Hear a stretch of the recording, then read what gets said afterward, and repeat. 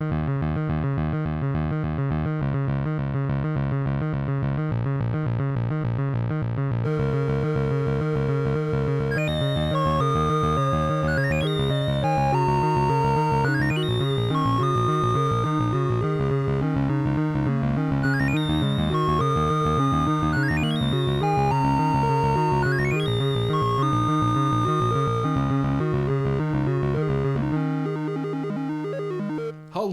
and welcome to the Larger Than Necessary First Player Token Podcast. This is the return of the Larger Than Necessary First Player Token Podcast. This is episode 59, or as I'm calling it, year 3, but Pawel, Season 2. Euan wants to call it season 2. It's the first major gap that we've had, and I think we should just call it season 2. Just pretend like we meant to do that, and that we were actually preparing something for our return. Were we? No, but we can pretend, we can give people the impression we were. That's that buggered though. I believe that it's season actually in the States, and in the UK it should be called series. Yeah. Series 2. A series 2. But I don't know, because in the UK you tend to have much shorter series than anywhere I think else. I think what we done is classed as a season. 6 episodes of like just really, really pure goodness. It's very concentrated. Where it's like it. You know. When they say season in America, they do mean, is this still going? So, is that what we are then, yes? We're essentially 59 episodes of, just weak stuff stretched over 2 years. A lot of filler. Eventually we will get back to the main plot line, but we're basically, everything's just jogging in place. Soap opera. Yep. Fantastic. Right, well, let's introduce ourselves now that that's done. My name is Chris. I'm Euan. I'm Pawel. And I'm here too. Well, Dave's here for a video games episode. My first video games episode. Oh, yeah, first time ever. Dave, you're usually here for the board games. Really? Yeah. It seems like that seems a bizarre oversight. The thing is, I hate video games. I know. Yeah. You're in the right place then. You play more of them than I do. No, yeah, but I don't enjoy. You have no enjoyment out of it. He does it because he hates himself. Fair enough. Last time we played Wild Age, you did sound a little bit frustrated with the bugs. Yeah. Well, we'll talk about that a bit later. We're going to get on to that one. Yeah, there's some rant coming up. Let's sort of formally introduce this episode then, because this is a video games episode. That was the video games. We have played a hell of a lot of video games in our extended holiday that we had there. Right, and just for the record, that holiday, that wasn't really deliberate. Alright, we were supposed to have 2 weeks, maybe 3 weeks tops off, but then a whole lot of stuff just kept happening. So, for some reason, some people got married, some other folk had a kid, and then other things happened. So, we just... we're going outside and having fun and playing. We were outside and we were enjoying a strangely warm Scottish summer. Aye, we were playing shapes and that. And playing shapes. Playing donkey. We were playing Shapes. Kirby. Kirby, aye. This is all a lie. We only took a holiday so that Euan could finish Final Fantasy 15. Well, yes. I mean, finish it to a degree. What occurs to me is that basically most of Final Fantasy 15 takes place after the game, from what I can tell from other people who have been actually enjoying it. Like during the credits, or? Well, no, like post game stuff. I'm gonna avoid. I'm gonna give one spoiler and avoid another, because one of them I feel is the sort of thing that's like people probably want to find that out for themselves through the end of the game. But basically, the last linear part of the game has done my nutting and completely destroyed everything that I'd been enjoying up to that point. There's contempt on Euan's face as he says it. I don't know. A lot of people have been talking to me about it, attempting to kind of mitigate. This is what they were trying to do, and don't get me wrong, there are elements of the story that I liked, and I was invested in the characters, but they just haven't told the story well. I was looking up stuff today about it to try and prepare myself for this, and there was things I was like, oh yeah, that makes sense, but it doesn't come across at all at any point in the game. There might be like some bit of information you can find somewhere, or maybe I just wasn't paying attention to a cutscene, but there's not even that many of them in the game. And so I just found myself utterly, just completely disengaged with the story that was being built up. There's actually disgust on the face now. Yeah, I mean, you kind of put off playing that last bit of the game for I think that was quite it. a long time. Yeah. We're talking months actually. Oh yeah, definitely. Before you actually went and played that final bit. I mean, was that the reason? I think that was, and it was like I was talking to you about before about it, you know, fatigue with open world games, where suddenly things expand to a point that you just kind of lose interest. Where this kind of went the other way, where I was kind of getting into the open world aspect of it and went, right, okay, let's just power through the story part so I can get back to that. And you're just you're locked into it for a good long time. And I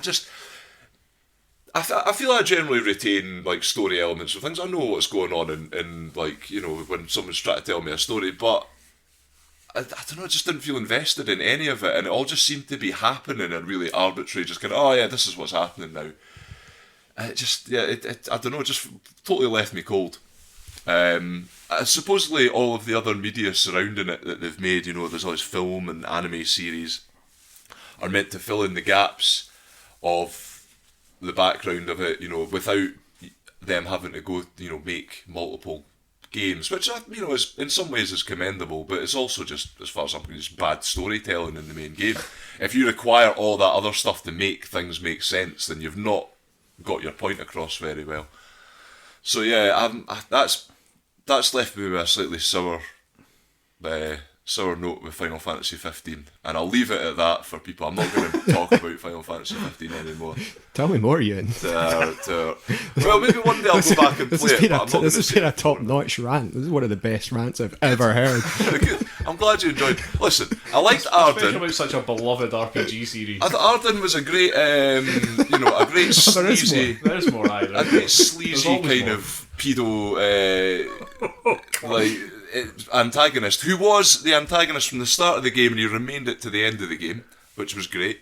And like they always have, you know, some big force of cosmic nature that is basically what's driving things. They don't allow that to take over. He is still kind of channeling all that, and he's kind of the reason that it's happening, and he's kind of his machinations have been basically driving all of the background plot, because it turns out he is you're like a descendant of his, and he's like one of the original kings of what's the place in Insomnia, and he was forced to like take in this like insane sort of cosmic darkness that is engulfing the land at the end. I'll be honest, man, you've lost me. Well, exactly. This is the thing, like that. All that stuff could have been better explained. I mean, it sounds like you just said Final Fantasy happened. Basically Final Fantasy happened. I don't know, it feels like they're trying to make this emotional connection with you, and it's just not landing at all. And they should have just stuck to the open world stuff and made it a bit more lighthearted and just had a laugh with it. Okay. So yeah. So you're. I mean, if you were going to rate this with all the other sort of other Final Fantasy games, where is this coming? Where is it? What one is it above and what one is it below? That's a difficult one. Like, I like to ask a difficult question. Yeah, I can't. I honestly can't think of one that's above. So it's worse than 10. No, but that's again. We've gone back to this. That's just your opinion. That's just your opinion. This is just Chris triggering you, and I enjoy and it succeeded. I would maybe say 8 is not as but just because again 8 was another one that I never really felt compelled to go back to, or didn't really get that invested in the story. But I prefer 7, prefer 9, prefer 10. Is it worse than 10 too? It's worse than 10-2, but I never played 10-2. I knew better than to even bother picking up a copy of I'm that. sorry, I played 10-2. I've never finished it, but who has? It was entertaining for half an hour. It was about a half hour of content. Like a 40-hour game. Yeah. That nobody bothered playing. Most people just kind of went, I think I've had my fun out of this, and took it back. That was exactly what I did with it. I just sold it within about an hour of playing it. So yeah, basically, it's fine if you like that sort of thing, but I've slightly soured on it, to be honest. Maybe I'll pick it. Maybe I'll go back to it in like 10 years' time and be in love with it. But Yeah, and there's too much of the sort of content is after the game. This was meant to be was meant to be 5 minutes, wasn't it, Chris? Yeah, but I feel like you're saying that you're going to go back to it in 10 years' time when video games are terrible. Basically, well, they're only but all indications are that they're just going to get worse. So I might as well. This could be a period to hark back to. We're coming back on a slightly sour note here. I just like to stir the pot back. You know me. I can see the devilish smile on your face. We've been away for a while and I haven't managed to wind up Euan about video games. At least two of us have now just come out at the start of this episode and just say we didn't like video games in this video game episode. So we're starting off strong. Okay, right. Thank you, Euan. Let's just move on at this point. Let's move on. That was heavy stuff. Okay then, let's move on to another video game. A video game I'm actually enjoying. All right, so this is not a. This is get with the program, Chris. sorry, I'm on the wrong podcast now. I think. I want to talk about the Sexy Brutale.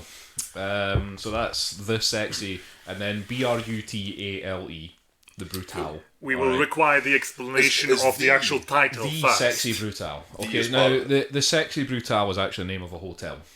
Oh, nice. Okay, now this is a. I'm already liking this game. Oh yeah, and it's a point and click as well. So rubbing my knees. Yeah, some good knee rubbing sound effects here. I hope that picked up on the mic. Well, the Sexy Brutale is right. You know we talked about Tragedy Looper. Right. Yeah. So the board game Tragedy Looper, which is a time travelling sort of trying to solve a murder thing or trying to solve some tragedies, basically. Yeah. Think about this as being like the sort of point and click version of that. Okay, so you're basically playing through the same day over and over again, and I think you're a guest in this hotel. There's a lot of weird stuff going on in this hotel. There's it's almost got a sort of like Tim Burton feel to it. Okay. It's got like this kind of weird. Everybody's wearing sort of masks, like really fancy masks and stuff. Like there's something like a butterfly mask on their face, and there's something to do with these masks in this game that's causing all sorts of shit. So all the guests in the hotel all seem to be people that you, the main character, knows. Okay, so you're playing as just this one guy, and what you're doing is you're waking up at sort of 10 o'clock on a Saturday morning in a sort of room in the hotel, and where you wake up can change depending on, like, you find grandfather clocks, and if you can find the key to wind those grandfather clocks, then you can respawn at that clock basically. And what you're doing is that the people in the hotel follow a set pattern, so the guests are all going to die in the exact same way, and you're given a guest that you have to save. So there's a specific guest that you have to save first. And you go, and you have to just like in Tragedy Looper, you have to watch how the murder happens.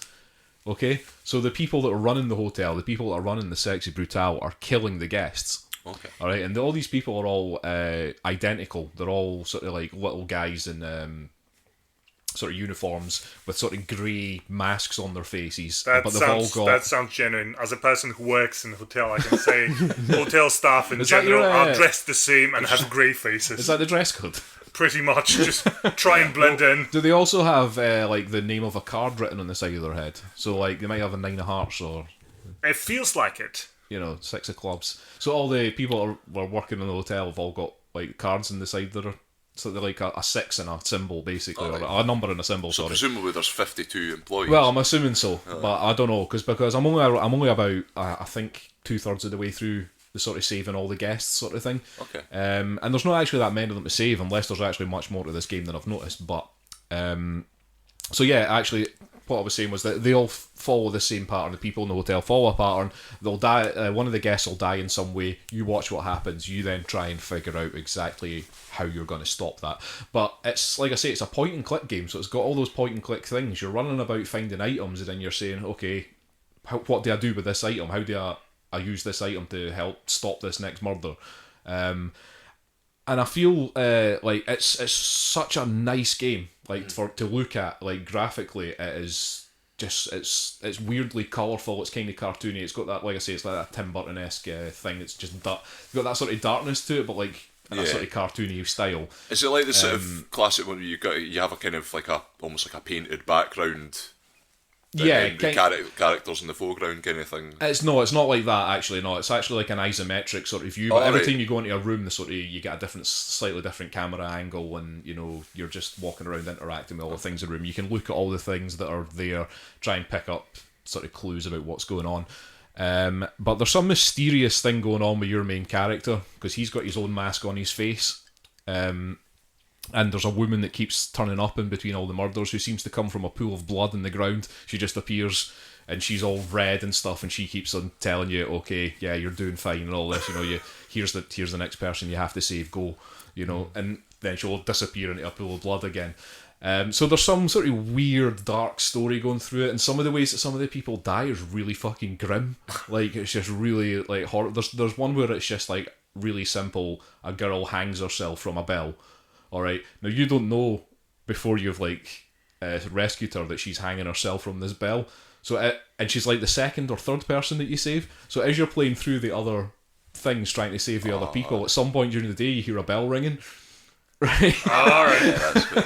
And it's like, and it's not until you actually get to that point in the game where you're having to save her that you realise, oh shit, that's why I'm hearing this bell ringing all the time. She's hanging herself from it. So, and yeah, when you save people, you get their masks. They take their masks off when you save them, and it's almost like something triggers in them that they say sort of like, shit, what's going on here? Why am I wearing this mask? Almost. They take the mask off and then they put it down and they go away and presumably live the rest of their lives. But then you pick their mask up and take it. Ooh. And you put it on your own face and absorb the powers. Once you've saved someone, are they no longer in the hotel? No, but there's something weird going on there because I'm still hearing some of the sound effects from the people that I've saved. Right, okay. So I don't know if there's going to be some sort of weird like climax to the whole thing once you've saved everybody. Don't know, do you have to go and try and save everybody in one day or something? I have no idea. But I'm streaming this game and I have to say I'm fucking loving it. Like I really look forward to playing it again. Just because of the aesthetic of it. I mean, the music's excellent. It's all that sort of slightly jazzy, sort of dark jazz almost style thing going on, and it's just like, it's got the point and click thing is just spot on. It worked really well for this game, and yeah, you're totally absorbed in the story of what's going on here and who these people are and why you're saving them and why these people recognise you. Every time you save somebody, they recognise you. And yeah, the other thing I was saying about the mask is that when you absorb somebody's power, so like for example, if one of the guys you save is like a lock expert, so you then get the ability to pick locks after that, so then you can access other parts of the hotel that you didn't have access to before.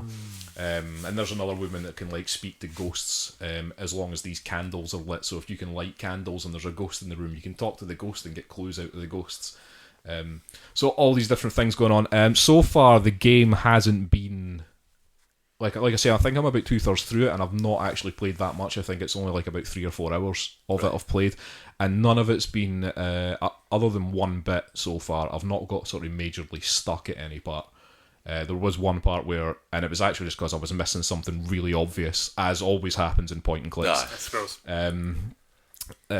So like I've not really been majorly stuck. It's always been fairly straightforward how you save somebody, how you stop something from happening so far. Like they don't ask you go for any really zany kind of... No, there's none of this sort of like thinking really outside the box sort of silly point and click things that used to happen in the 90s. That's where I really started to struggle with Grim Fandango. Yeah, and that's it. There's none of this sort of like, here's 2 items that should not work together, you have to combine these 2 items even though you would never think to combine these 2 items.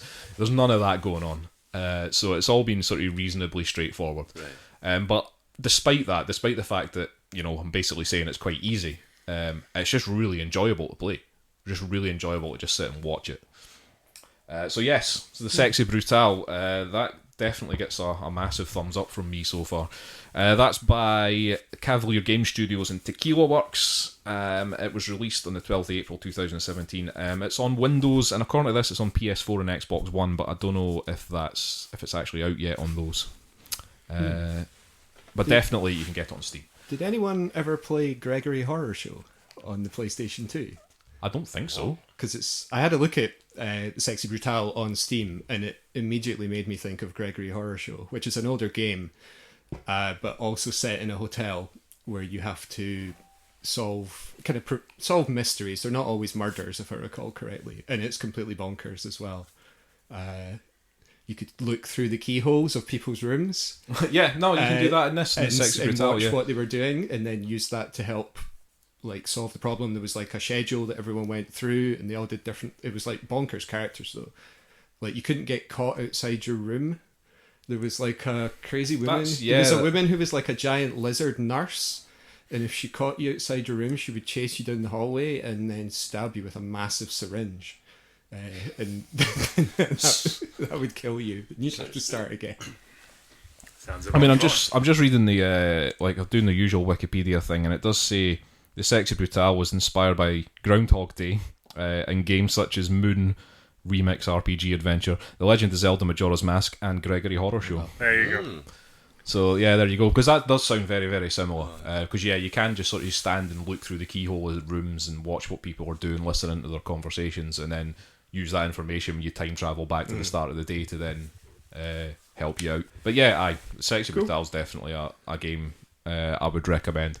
Pawel, you would probably like this. I'm guessing I would. I'd just be curious to know how long it is in its entirety. So, because you said you're 2/3 through the game. I think so. Unless there's more to it than I. And the climax you're expecting is probably at some point happen in one form or another. Yeah.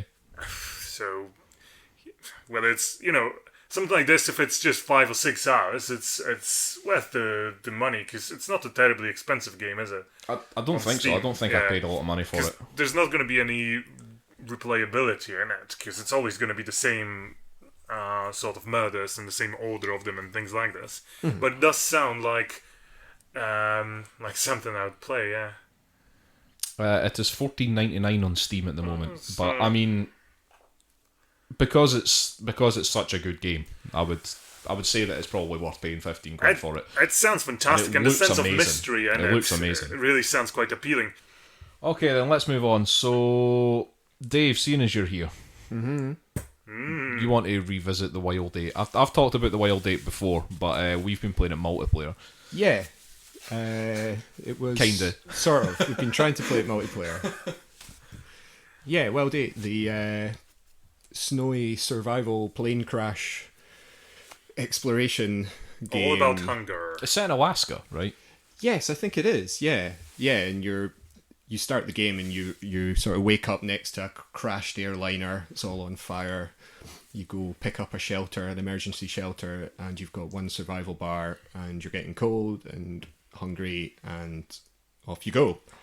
And yeah, so it's like you have to survive, and you just wander off into the wilderness. You chop down trees, you gather rocks, you craft things in your little workshop. There are deer to hunt. There are wolves that chase you, and you have to throw rocks at them. There's a lot. Yeah, you throw a lot of rocks in this game. That's key. Yes. You have to figure that. Yeah, I mean, it's really difficult until you figure out the power of the thrown rock. It will stun a wolf at 50 paces. That's pretty good. Yeah, because otherwise the wolves just kill you, or they just chase you across the map, and while you're running away from the wolves, you freeze to death and you have to start again. And of course, if you play on the regular difficulty, it's permadeath. So, well, it's not permadeath, but when you die, you lose all your inventory, or your inventory's dropped, but you lose all your skills that you've unlocked, and that's the big loss from dying. Although there is an easier difficulty that you can toggle on, where you keep all your skills after you die. So you lose all your skills and all your upgraded buildings downgrade as well. Yeah? That's correct. Yes, if you upgrade your shelter or your workshop, you lose that as well. Yeah, so it's a big loss. But like quest progress is maintained. Yeah. Your map is still updated. But so you respawn at the plane, yeah. Yes, yeah, okay. You respawn where you back at the plane. So yeah, I've played a fair bit of it. Mostly solo, and I really, really enjoy it. There's something about this game.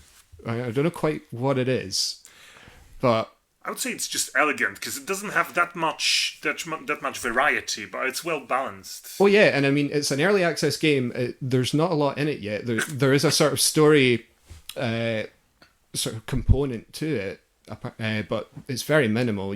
I think you can go through everything that there is to see in the game pretty quickly if you're so inclined to do so. But I enjoy more the exploration aspect of it. I think that's what I like about it, especially playing solo. It's very quiet. You've got the wind going, like totally constantly whooshing, and you just wander around the map. You find these little radio towers that you can activate with power generators that you might find elsewhere. It's slightly procedurally generated, the map as well, so it's slightly randomized, so you won't find the same things in the same place every time, and the items that you find are randomized as well. So you come across like a hangar and you're like, oh, what am I going to find in here? And it's like, oh right, it's a generator. I can go take that to that radio tower that I found, and then you put the generator in the radio tower and it illuminates a big section of the map that shows you points of interest, and then you go wandering off to find what there is to find at those points of interest. And it's that kind of game loop, I believe they call it. I just find really enjoyable. More of a single player experience, I would say, that aspect of it. It's good to know what the game is about, because I was so fully focused on being hungry in this game, and cold, and hungry, and cold, and chased by wolves and hungry, that I've never actually realized that there are, like points of interest. You guys would find something, I would just join you there. This is nice. No idea how you found it. I just struggled to find a single mushroom I can heat up on something. So yeah. Your experience of the game, as far as I could see, was that you just ran around stealing all my food, asking me for weapons and stuff, laying out rabbit traps everywhere that I kept running into, and hurting myself. It was my fault all your rabbit traps were all falling over, by the way. I was trying to get wood. I actually saw you collapse one of my traps. This is when I started chasing you with the spear that you gave me. Because this game, which is brilliant, actually has friendly fire. And this is how the hunter became the hunter. Yes. Now, that's not how the phrase goes, you. Now, neither of my fellow survivors, I'm going to say, actually taught me that the rock throwing element is important in this game, because they just wanted to keep all the game for themselves and starve me, which is what they did. So this is how survival works, though. I know. Like if you've ever been in a situation where you're kind of limited for food and resources, you start to get selfish. Yeah, like this actually happens. This happens in real life, and it kind of happens in the game as well. Because you really don't want to die, because it's a major setback if you die. Yeah, so, like, whilst that causes problems in your personal life. We don't want Pawel to die. But if it's between me dying and Pawel dying, then it's no contest. Yeah. Like. Really, when it comes down to you two, I mean, if you start asking other people, you get different answers. I mean, technically, those tins of food in the survival rations are for everybody. Yeah, but they're especially for the person that picked them up first. Yes, very much. He's just gobbling up the cold beans, and then you're going. You say, "No, sorry, you must have ate those rations." I never picked them up. There was a lot of times on The Voice Comes when Pawel was like, "Oh, has anybody got such and such?" And there was just kind of like a. And you know that they have like 16 of those items, but nope, nah. And then Chris will say, "Actually, I can give you a mushroom," and he'll just throw it at the end of the screen. Oh yeah, just throw it as far away from you as I possibly can. Just like, go fetch. Which is what I was happy to do, because I was facing death. But let's be honest though, Pawel. I like, Dave was the explorer in the game, alright? You were just running around setting rabbit traps and looking at trees, as far as I could tell. I was essentially burning calories. And I was the hunter, yes. Alright? So I was hunting everything. And quite often I would come back to the camp and give you a load of food. Yes? You would also discard your used up clothes and weapons. I would give you the ones that were newly broken and stuff. I say, yeah, you can have those. That's fine. Like, you can keep that. Yeah. Right? You can keep that forever until it breaks. And but I mean, I would quite often come back and throw a whole load of meat at you. But I mean, I was only doing that to show off. just like this is like, we're out here surviving in the cold. Look at all the food I've got, Pawel. Look at it. That's how it was. Yes. Throwing it at the 4 different corners of the screen to make you go and run for it. It's fine. I humbly realise how bad I am at this game. That's because hunger overtakes me. You were the comic relief, though.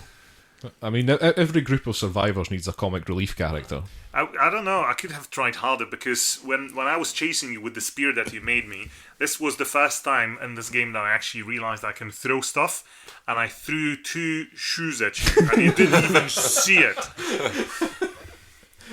That's very insulting in certain parts of the world, you know.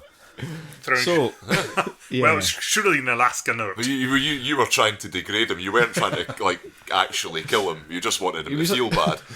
he actually just thought I'd lost my shoes. Well, Pavel, it seems as though you know these guys taught you an important mechanic in the game of chucking rocks at stuff, and you don't seem satisfied with that.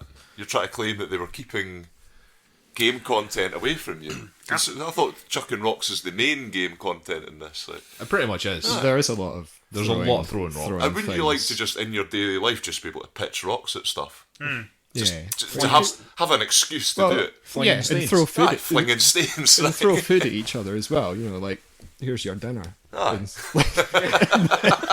the face. So yes, survival in Alaska has taught us a lot about life. It's like how I grew up, actually. Just always a bit of toast sliding off your side of your face. School uniform. Oh no. Christopher! Why is your shirt covered in butter? Okay. So what we're saying is that the multiplayer in this is actually a lot of fun when it works. When it works. It's a lot of fun, but the experience is quite different from the somber solo sort of survival that Dave mentioned. To an extent, yeah.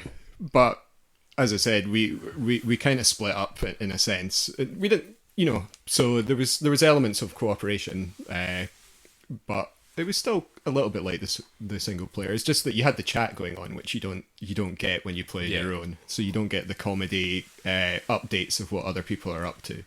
Like when I got stuck in a bit of the geometry that I couldn't get out of. Oh, I heard that. Yeah, I was miles away. Early on at the beginning of the game, I just got jammed in a corner, and I was like, well, I can't get out. And eventually I froze to death and died, and all my loot that I was carrying was dropped. So like a genius, I was like, I'm going to go back. I'm going to go back and get it. Pick it up and throw it out of the hole and die again. Well, this is it. I got stuck in the hole again. I was like, oh, okay, this wasn't the best idea in the world. But because you can throw things, I realised that I can throw all of my inventory out of the hole. And then die in the hole. And then die. Except it was kind of on a hillside, so I was like throwing it, but it was kind of sliding back down into the to the hole again. Grim irony of survival. Yeah, That's a comedy sort of bug in the game. You getting stuck in the geometry. I mean, we turned that into some comedy, but there are some really annoying bugs in this.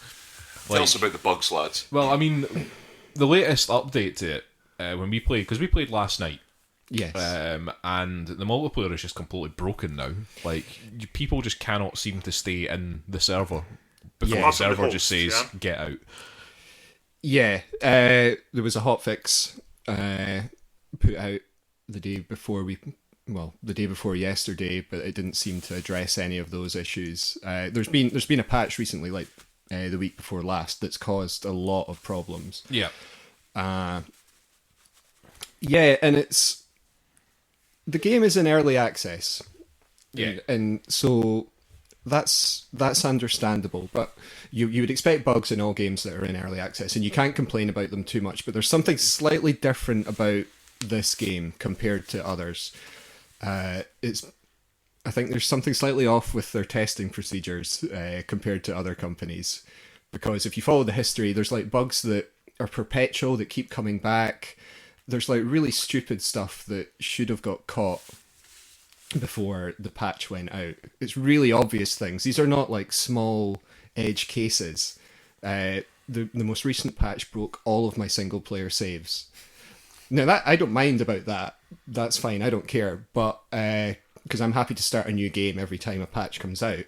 But that shouldn't have happened, and it doesn't happen with other it's a major thing developers. You're saying this is a small studio. It's very maybe just don't have a very systematic approach to how they. Yeah, and what makes it a bit frustrating for people, I think, is if they don't update the game that regularly. So if they were like putting out patches every couple of weeks, and putting out hotfixes really quickly to address these issues, I think people would be kind of okay with it.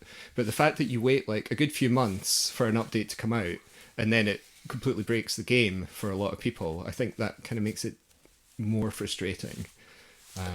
And you're not saying that you've read up some of the forums or something, and people are quite pissed off about it. Oh, yeah. Well, there's another thing that these developers do that I find is slightly unusual, is in that they're trying to maintain save compatibility as they go. And that's quite rare. You don't see that too often in early access games, I don't think. And to me, like, I think they're doing it out of goodwill. Like, I've seen in the forums, people have, posted to complain about something, and they're like, send us your save, and we'll fix it for you, like, manually. I'm like...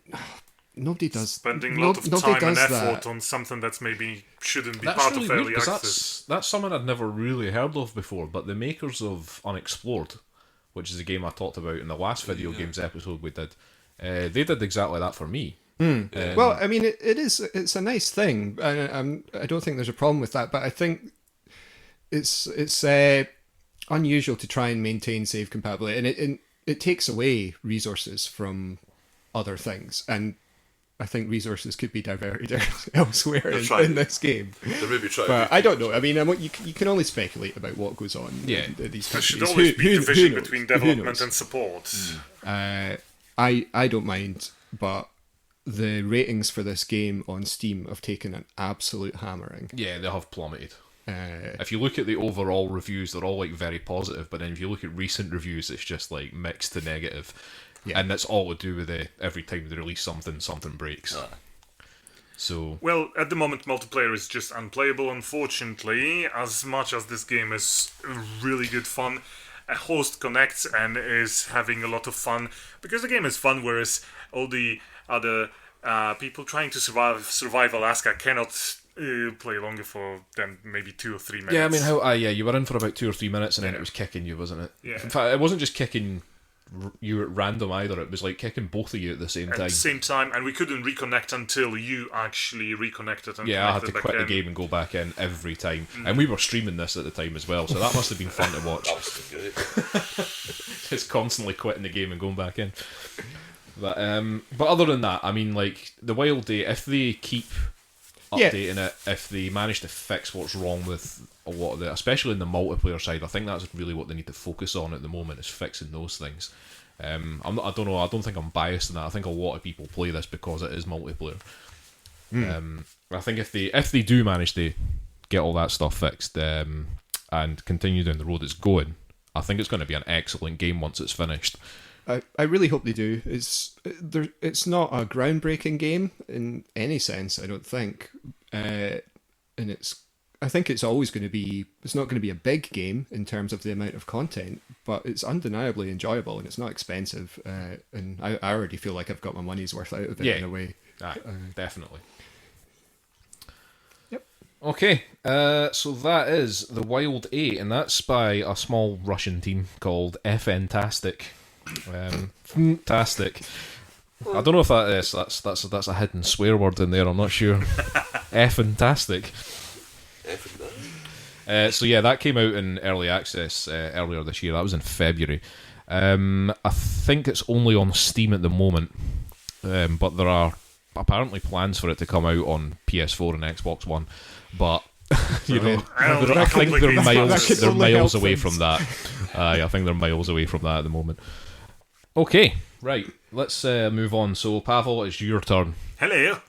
What have you been playing? I have been playing a shitload of stuff, and I think today I shall talk about Uncharted 4, just to get it out of the system, because this is one of those games that you just cannot stop playing, even if we finished. Fortunately, there is a DLC now, and you can continue the adventures.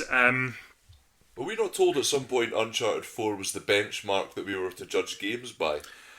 Well, this is going to be essentially the continuation of this particular way of looking at things. Are you trying to raise the bar now? Is that what you're doing? No, it's just, you give yourself a bit of time, you play maybe a couple other games, you might just forget how amazing Naughty Dog games are, and then you grab yourself Uncharted 4, you start playing it, and you just this is AAA gaming at its absolutely finest. And those are games that don't necessarily introduce anything new to the genre as such. If you've played any Uncharted game, any of the recent, say, Tomb Raider games, the formula is essentially the same. You're a fairly, I suppose, likable character that's got some better or worse chemistry with your supporting characters. All you do is run around various remote locations searching for treasures, which is a mixture of platforming and combat. But Uncharted 4 is just doing it so exceptionally well that you just can't do anything else but judge all the other games. All the other games ever. All the other games from this genre, I should say. Right. As much as I'm a huge fan of the recent Tomb Raider games, and having a female protagonist is always additional points for me, and I still have to say that Uncharted 4 is just shaming all the other games in this genre. In what way is it better? Because I've played the recent Tomb Raider games. Yeah, I've played it all, and when I was playing it, I was like, you know what, this is like the best game that can come up. Yeah, that's very different from my experience. Well, it had its problems, but That's why you're here, Dave. Because I was like, I'm hating this game. I loved their... Well, see, I was about to say I loved the original Tomb Raider, and that's going to make it sound like, you know, I'm comparing it to the original Tomb Raider, which I'm not, because they're totally different. Yeah. Totally different games. But I really didn't enjoy Tomb Raider. The Rise of the Tomb Raider. any particular aspects, or just in general? All of it. All of it. I can say that Uncharted 4 is better. That's why I'm convinced people are in the future, are going to look back on these games and go, why did we like this game? Yeah. Yeah, go for it. Go for it. What would be your reasons to say it? It's just really boring. I don't know. I think it's maybe a very personal thing, but I don't understand what people get out of these games. The cutscenes are really nice, but I'm not really playing a game to watch cutscenes. The story was garbage. Maybe Uncharted is better in that regard. Yeah. Yeah, I mean, it wouldn't be difficult, but yeah. And then it's got all this combat, which is okay.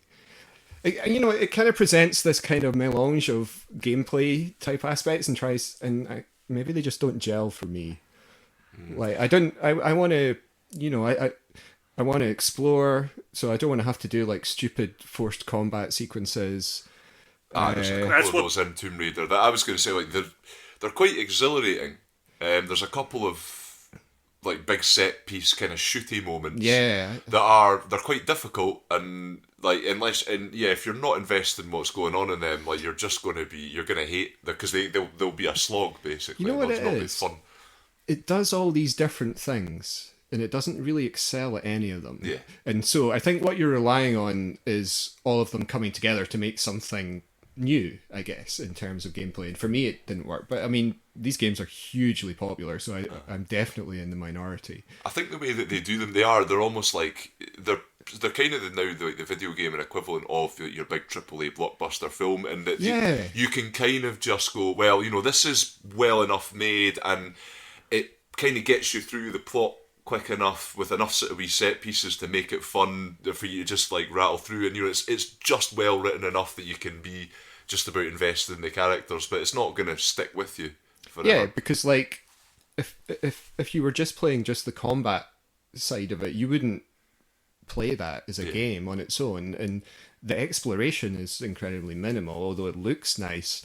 The story is serviceable at best, and there's like puzzles, but they're very, very easy, and there's not, like the old Tomb Raider style dungeon puzzles, which I know they expanded on in the later versions of it. Yeah. So anyway, I think that's what it is. It's like it does all these pulled the bar for me really down, man. So what does? But to go back after I finish my rant now, to go back to my original question, what is it that Uncharted 4 does that's better than these other games. Now that you've presented such an opposite point of view, just an additional question then. So you've not played any of the Uncharted games? I played the first one and hated it. You hated Uncharted 1? That was Uncharted 1, and I know that the others are better. Uncharted 1 is still considered a Yes, groundbreaking game. Yeah, but that... Well, not by me it isn't. Yeah, Although, I know. You know That's why I'm you know what, asking. though? I mean, it did have a kind of feel to it that captured the sort of Raiders of the Lost Ark style thing but that came through the cutscenes and the voice acting, not through the game. The game had some nice locations, but I bought the Uncharted, the trilogy, the collection, whatever it is, and I've played through the first one. And I started playing the second one, but I have no real desire to go back and keep playing them. And Dave, you're right. I think that's because the story in this game is like that's the thing that drives it. And like what you were saying, Euan, it's like watching a film almost. you can like lose yourself in it. The bits of just like shooting people and jumping from platform to platform are just kind of like they almost feel tacked on. It's almost just like here's just something for you to do. You know, it's like like those shooty bits probably have the most gameplay weight to them. But like the running, like the jumping and stuff, you're losing what you had in the original. Like Pawel's giving us a look as if to say he's being ganged up on here, right? No, see, one of the things that's right, and this is something that bothered me in Horizon. All right, was the fact that the things that you can jump onto are very obvious, and it's so obvious how you get from A to B. And it's just a matter of like just going through the motions and saying, right, I just need to make sure that this jump's perfect and blah blah blah. And I finished Horizon, and it's an excellent game. But that whole thing where everything that you could jump on was painted this sort of shade of yellow was just stupid. I just did not get that at all. Like the Uncharted games do that to some extent, but like, and this is what they do is they create a sense of urgency in those sequences. Like you're running away and you're being shot at, so you get this feeling like and so you don't notice at the time how kind of like bare bones the actual mechanics of the games are because you're just you're caught up in the moment, and that's why it's got that sort of action movie feel to it that you just get on with it. Yeah, basically. that's right. But they're lightweight in terms of like actual like interesting game mechanics and stuff like that.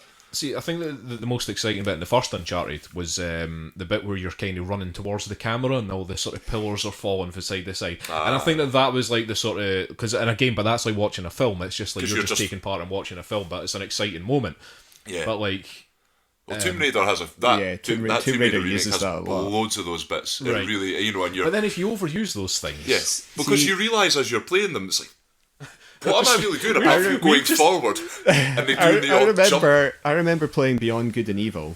I don't know if have you played that, Pawel? Oh yeah. Yeah. So do you remember Beyond Good and Evil had the run towards the camera sequences in it? Yeah. And you like jumped over things and dodged about. I remember when I played that game going, wouldn't it be amazing if there was a game that was just like this, where it was just like you were just running and everything was exploding.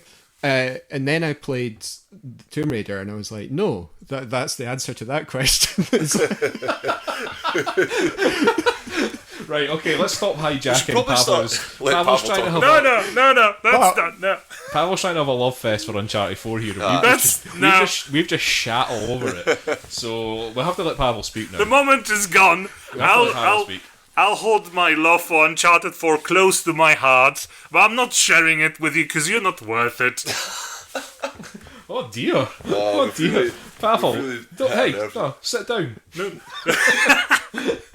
No, because this is a love affair. You see, this is the characters. I think if you explain you can't persuade someone not to like something or to like it, and so no one's trying to persuade you that you didn't actually enjoy this game. And we're talking about a different set of. I'd love to hear about why you loved it. No, this is. I'm not picking up this challenge. We should move on to another game. No, please. The best thing you can bloody way. Listen, come in with... We've got 5 minutes left before we have to wrap the show up. Bloody way. We've already started down this road. You're going to have to go with it now. We're coming back to this. We can't start another game now. Every one of us reviews games has some sort of conversation with, and here I started with my usual enthusiastic, oh my god, this is so awesome. And then the three of you, pretty much for the past 20 minutes, said it's just shit.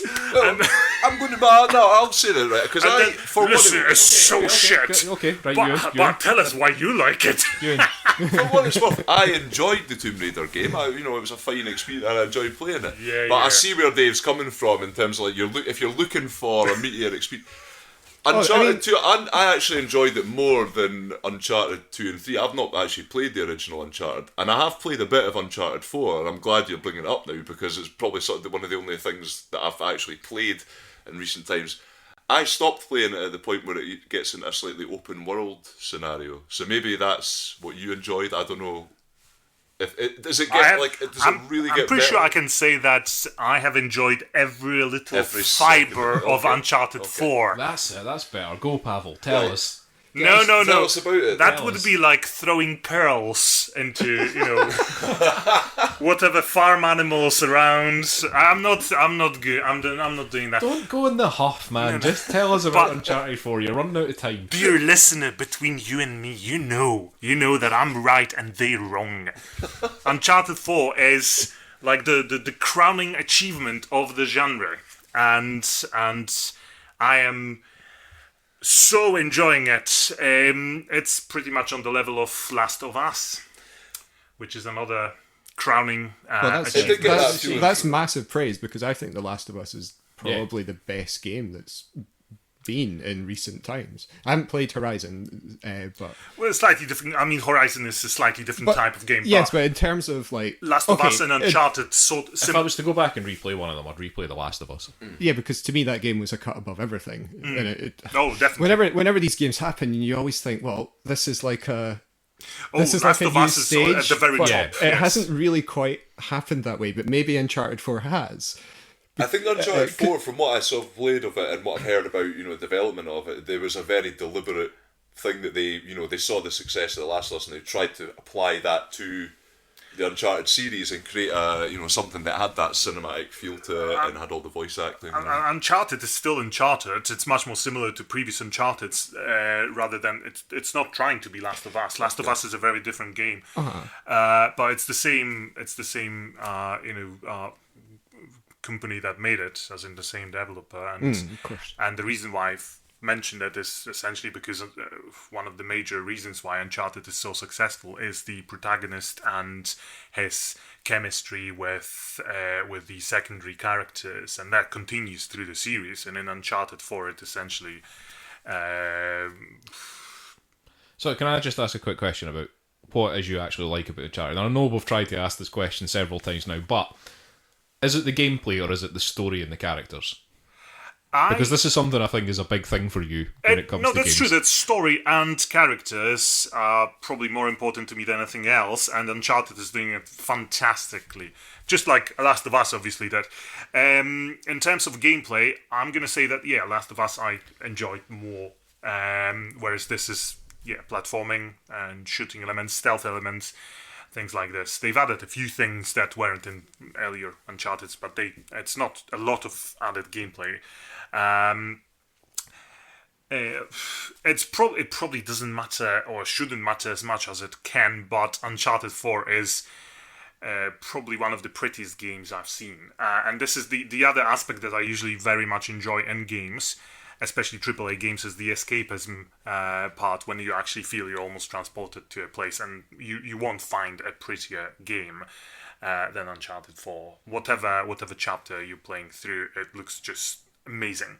But it's, I'm going to say that chemistry between characters, the way they acted, the way they scripted, that would be the major reason, not just for myself, but I'm guessing for quite a lot of fans of the series to love the whole Uncharted saga. And you're all wrong, and I'm right. Have you completed it then? Have you? I'm sort of getting there. Oh, right, okay. I was just wondering, because obviously the stage I got to, I don't know where it is you go to, where you start off in a jeep and you're about to go off it, and you can basically, there's kind of a slightly open world part the of the game. first jeep section is quite. Those games are generally speaking linear. If you get slightly open world sort of feel. It's not really open world. It's just a very large stage for you to explore. So, like the stuff that they're building up with the characters at that point, does it so far has it been paying off quite successfully? Because I was like, people are acting very strangely so far. Not maybe they maybe don't know the backstory of it too far, but there were certain things like he very like they set up this whole tension with him and his wife at the start that is like building up, and like the fact that he's basically said that he's like going on some salvaging thing and he's going on this insane round the world like mission to find artifacts. It just like the tension of that actually started really getting to me when I was playing. It's like, why is he doing this? Oh yeah, you'll get back to that. Definitely, yeah. That's, I was hoping for a satisfying payoff to that. Oh, there is a lot of that, yes, and also there is a lot of backstory. All these characters obviously took part in earlier games as well, so absolutely. But I'm not gonna say anything else because you don't deserve it. You said bad things about a game I like. You're taking this really personally. Oh god, yeah. I mean, Jesus. If I like a game, I really like it. That's just the way it works. That's the way it's supposed to work.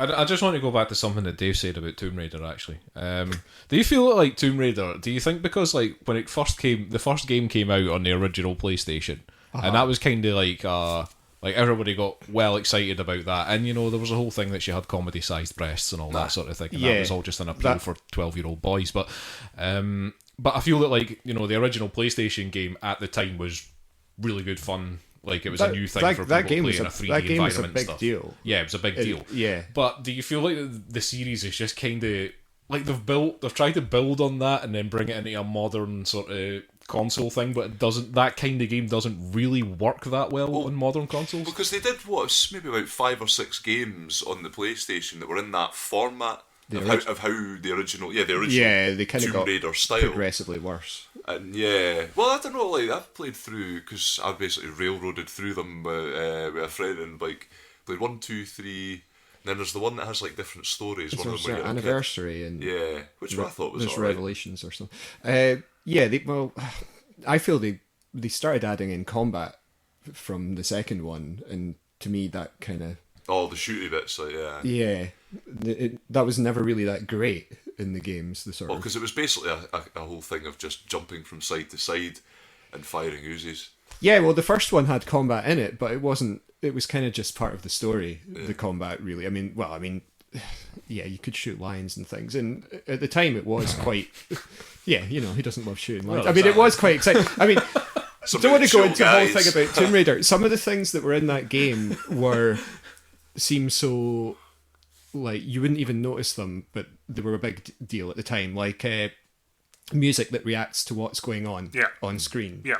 I mean, that was in other games, but for most people, that was the first time they'd seen anything like that. Yeah. Because it was on a big mainstream platform, a big mainstream game. So, stuff like that. The fact that you couldn't run off the fact that it did the jump timing for you, it used the Prince of Persia system. You could push jump before you got to the edge of the thing, and she would jump when you got to the edge, and you grab ledges and all that. Those were all like, it was just like a massively big deal at the time. True. I'll tell you what's interesting though. I played the remake of the original series. I can't remember what it's called. Is it Anniversary or Legend? Whichever one. It might have been Anniversary edition. It's a remake of the first game. Yeah. So and it is a remake. It's not just a port. They like redo a lot of the sections, and so there's bits of it that are different. And I did really enjoy it, but I enjoyed it a lot, but when I'd finished it, I was like, this is niche gaming, this style of gaming, because it was hard. It was like platforming, 3D platforming, pathfinding, like trying to find your way through the sort of level, and it wasn't obvious where you had to go at all. Sometimes difficult to see with all the and crappy polygons. There was still some difficult jump timing in the Anniversary one at times, and I was like, this is a great game, but this is never coming back. Yeah. It's like I think that was kind of what I meant with the question that I asked. Was like it just feels like that was something of its time rather than something that aspect to, like, of it make modern now. That Prince of Persia type gameplay is not, I don't think, ever going to become mainstream again, and so Well, I think like indie gaming and your PlayStation Plus and Steam is kind of the place for that now. Is that it's not going to be, the AAA release. Having said all that, I mean, The Last Guardian was basically just a 3D platforming game in that sort of style, and I fucking loved that. But I think that was more a connection with the characters in it, and and that had such a pedigree that it was kind of everybody was waiting for that to come out, basically. But I love that game. Anyway, we're going to have to wrap up. I have to stop this conversation. I'm We're actually very regretting analytical asking in that this question. episode. We're getting very introspective. Right, we're going to... Do you want to give a rating? Oh yeah, you want to give... It's fine. I'll just, after the episode, I'll just go back home. I'll just play Uncharted 4. You've killed my buzz. I mean, honestly. Jesus. Oh. I'm sorry, Pawel. Okay, right. Well, that was episode 59. Sorry about the massive gap between episodes. We'll be back next week. I'm not sorry. Yeah, Euan's no sorry. Euan was enjoying his holiday. This again. We'll be back next week with a board games episode, but we'll give it all our internet stuff just now. So if you want to find us, you can find us on Facebook, Twitter, SoundCloud, iTunes. We have a YouTube channel. We have a website, which is firstplayertoken.com. We have a PSN community if you want to find us on there. All of our social media stuff is all the large and unnecessary First Player Token or First Player Token, but our Twitter is at 1ST Player Token. Was once Player Token. Thank you, Euan. You're gonna have to get back into the swing of that. No, sorry, my gut's not right for it. I've lost the chops. You can also join our Discord if you want to come and chat to us there and see what we're up to. That's discord.me/firstplayertoken, FIRST Player Token. My Twitch username is Unnecessary Chris if you want to come and watch me playing some more of the Sexy Brutal or us playing the Wild 8. And I play other stuff on there as well, so it's all fun and games.